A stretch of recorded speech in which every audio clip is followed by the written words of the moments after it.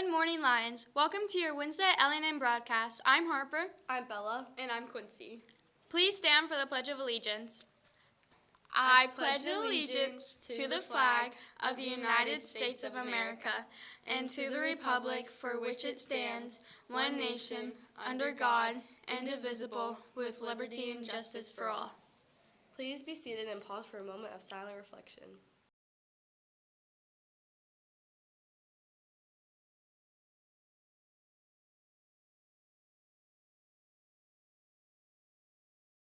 Announcements. Basketball tryouts are coming. Boys tryouts will be December 8th through the 10th, and after school until 5:30. Girls tryouts will be December 11th and 12th, after school until 5:30. Be sure that all required paperwork is submitted to the Rank 1 platform by December 3rd. If the paperwork deadline is not met, you will not be allowed to try out.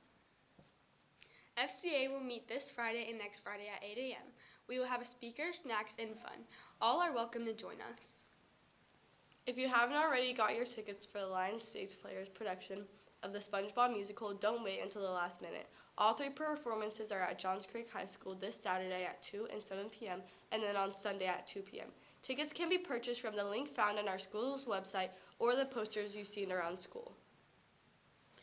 DECA will have its November meeting on November 19th at 8 a.m. It is Yearbook Photo Day, and we'll have Johns Creek DECA as our guest speakers. National French Week is celebrated the first week of November. Last week, a French Guadeloupean artist and activist led the French students in self-expression through painting. You'll see pictures on the cafe screens, and we'll have fun planned for you. First, check out the posters in the rotunda of influential Francophone people. Second, there are 10 mini French flags hidden on the walls of the building. Bring one of the found flags to Madame Sudu or Blackburn for a French prize.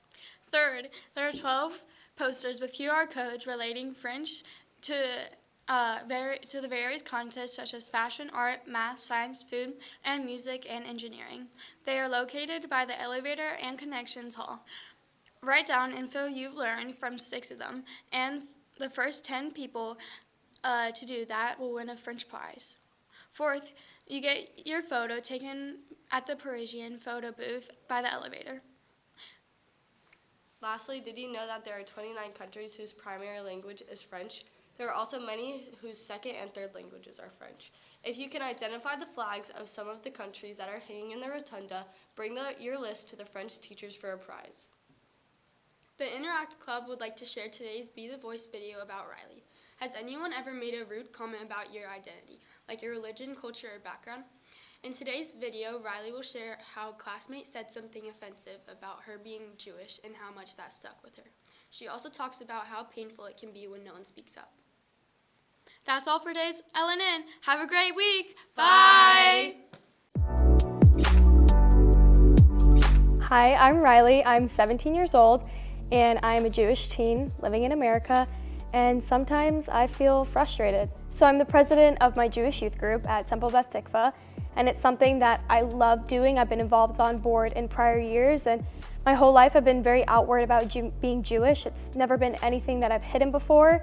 I was in elementary school, and I would bring menorahs and dreidels with my dad for Hanukkah, and we would celebrate with my class. It was something that I always felt really passionate about, and I would even share. So there was an instance in particular, I believe I was in 8th grade, and I was in science class, and we were learning about forms of matter. Gas came into the conversation, and a fellow student turned to me, and he was like, "You should go back to your gas chamber and die like the Jew that you are." That was an instance that stuck with me for a really long time, but at that moment, I didn't even know what to say. And so I think what was most painful about the situation was that nobody did anything or said anything, or nobody even asked like, "Hey, are you okay?" And I think that's always really important.